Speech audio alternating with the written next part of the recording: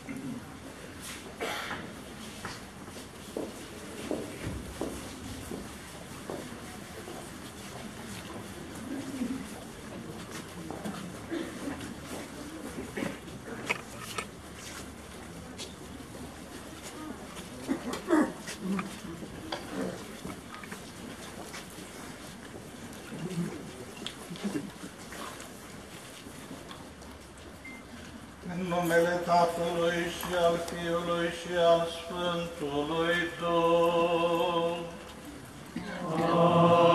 Amin. Așa să fie cu voi și cu Duhul tău. Invocăm acum binecuvântarea Domnului asupra acestui foc, izvor de lumină. Dumnezeule, care prin Fiul Tău ai dăruit credincioșilor flacăra luminii Tale, sfințește acest foc nou.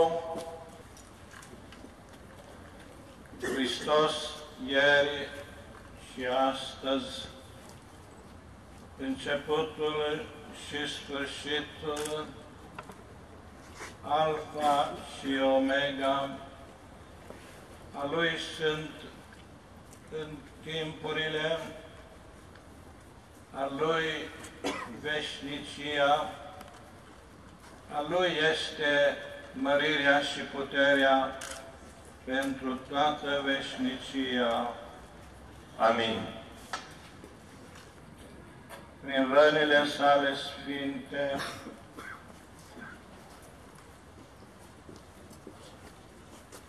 glorioase,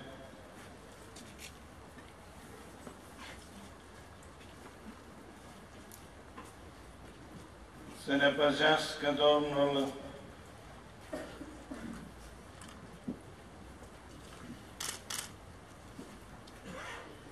și să ne ocrotească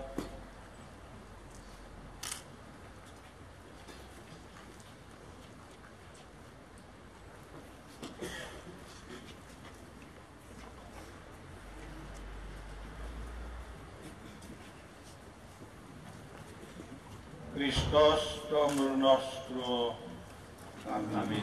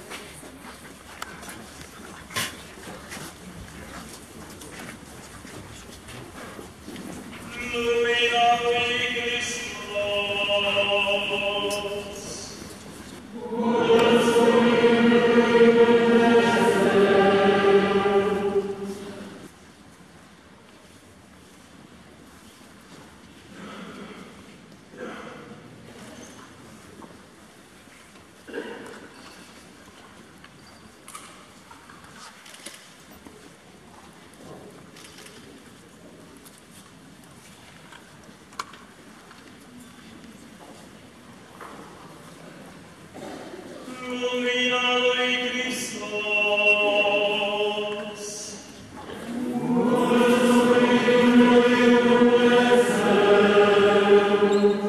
Invocăm acum darul Domnului, darul Duhului Sfânt asupra apei care vom fi noi stropiți și botezați.